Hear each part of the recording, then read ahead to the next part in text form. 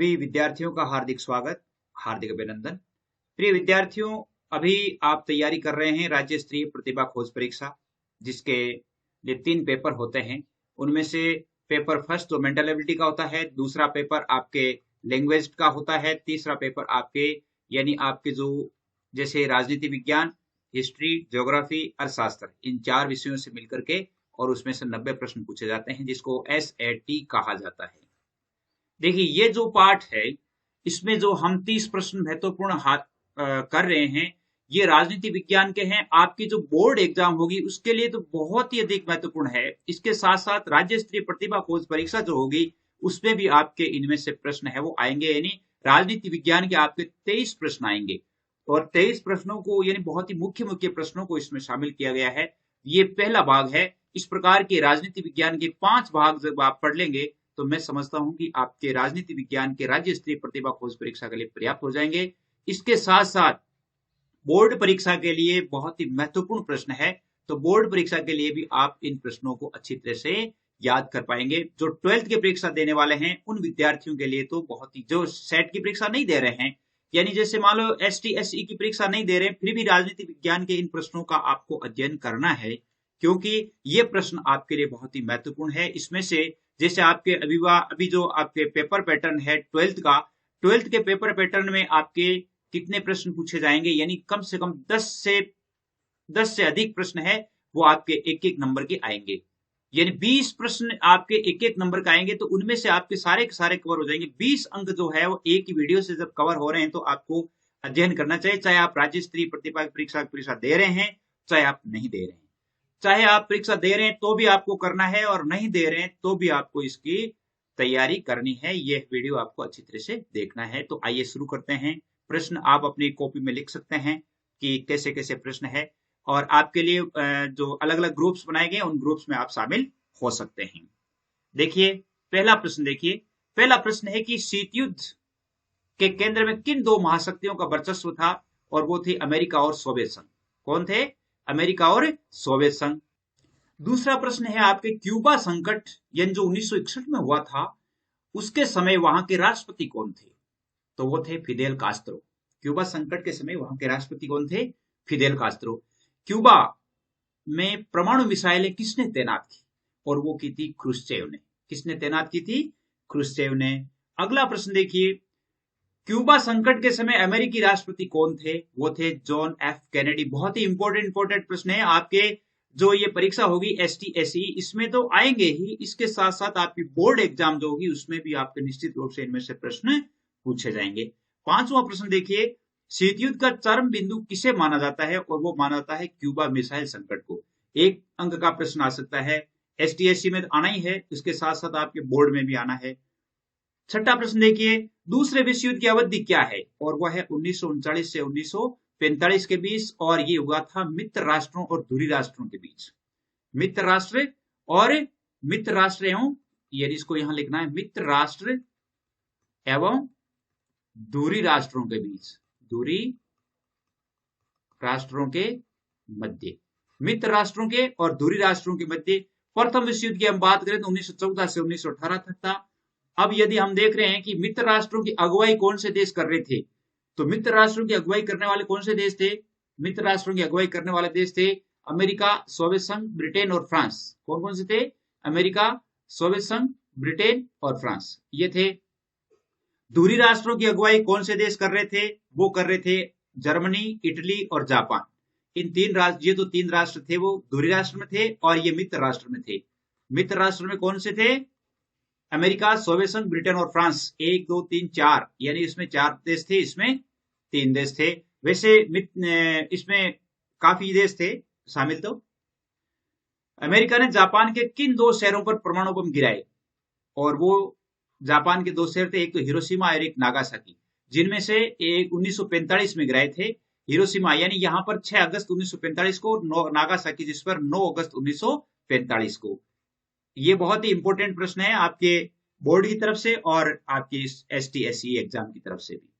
Hiroshima और Nagasaki पर गिराए गए बमों के गुप्त नाम क्या थे? तो उनके नाम थे, एक तो नाम था लिटिल बॉय और एक था फैट मैन। क्या नाम थे उनके? लिटिल बॉय और फैट मैन। नाटो की स्थापना कब हुई? नाटो की स्थापना अप्रैल 1949 ईस्वी में हुई। नाटो का अर्थ है उत्तरी अटलांटिक संधि संगठन, यानी North Atlantic Treaty Organisation, NATO, यह है इसका, यानी उत्तरी अटलांटिक संधि संगठन, North Atlantic Treaty Organisation. NATO में कितने देश शामिल थे? और नाटो में वो देश थे कितने? 12 देश शामिल थे। कितने देश थे? 12 देश शामिल थे। पूर्वी गठबंधन को किस नाम से जाना जाता है? पूर्वी गठबंधन को किस नाम से जाना जाता है? वारसा संधि के नाम से जाना जाता है। पूर्वी गठबंधन को किस नाम से जाना जाता है? वारसा संधि के नाम से। और वारसा संधि की स्थापना कब हुई? वारसा संधि की स्थापना हुई थी 1955 ईस्वी में। कब हुई थी? 1955 ईस्वी में। देखिए, आपके लिए जो व्हाट्सएप ग्रुप बनाए गए हैं वो है 9610208295। इन पर आप 12th, 11th, 12th, 10th सभी प्रकार की जो कक्षाओं के ग्रुप बनाए गए हैं, सर्वोदय एग्जाम के ग्रुप बनाए गए हैं, STSE एग्जाम के बनाए गए हैं, 12th के बोर्ड के तो चल ही रहे हैं, जिसमें साहित्य के हैं, हिंदी साहित्य है, कंपल्सरी हिंदी है, इंग्लिश है, राजनीति विज्ञान है। इन सभी विषयों के प्रश्नोत्तर है वो आपको अपलोड करके बताए जाते हैं। मॉडल पेपर भी अपलोड किए जाते हैं, तो आप निश्चित रूप से इन पे ऐड हों।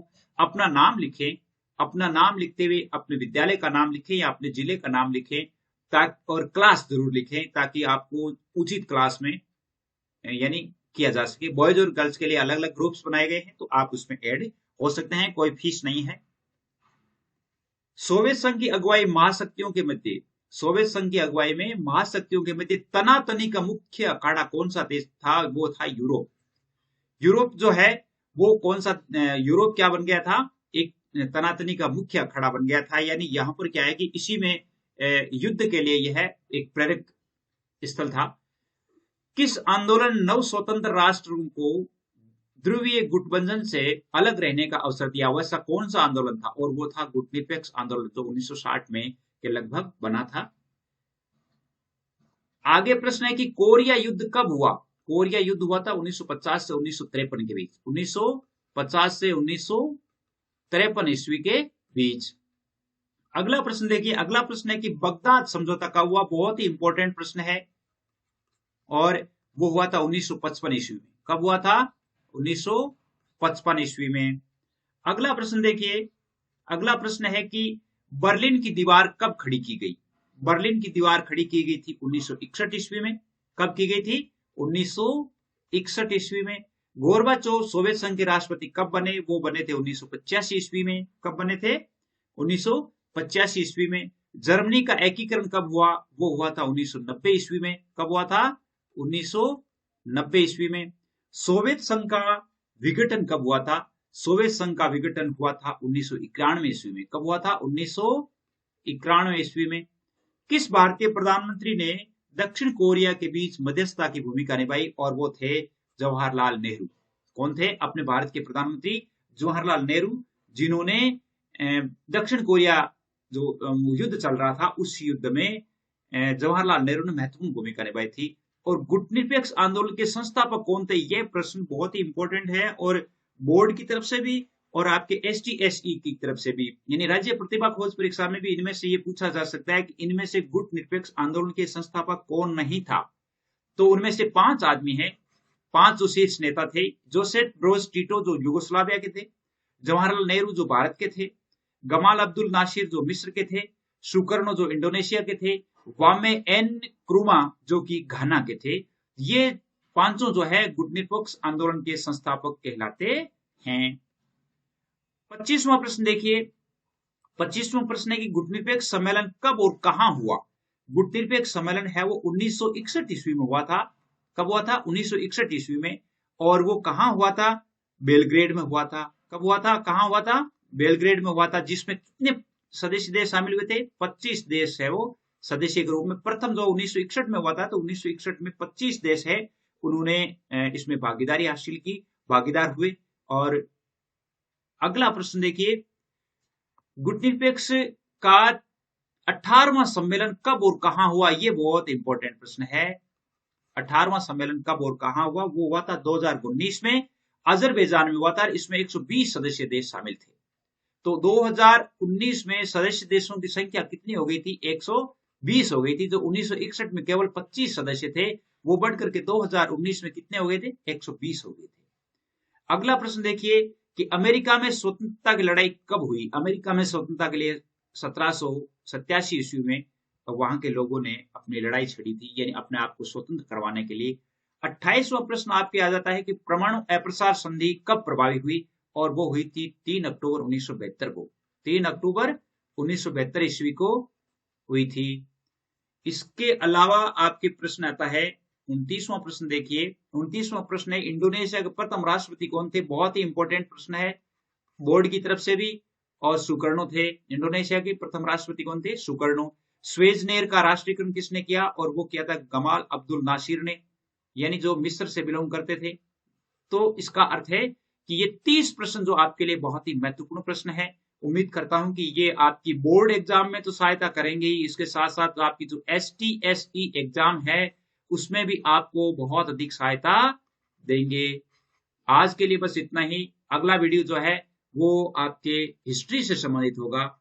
जो हिस्ट्री में पढ़ने वाले 12th के स्टूडेंट तो हैं ही, उसके साथ साथ STSE की एग्जाम देने वाले विद्यार्थियों के लिए भी होगा। इसके साथ साथ आपके अर्थशास्त्र जो है यानी इकोनॉमिक्स के का वीडियो भी जल्दी ही आ रहा है, जो सेट के लिए 12th में परीक्षा देने वालों के लिए तो है ही। इसके साथ साथ STSE की एग्जाम में जिन्होंने अर्थशास्त्र ओपन ऑप्शनल लिया है उनके लिए भी बहुत अधिक महत्वपूर्ण होगा।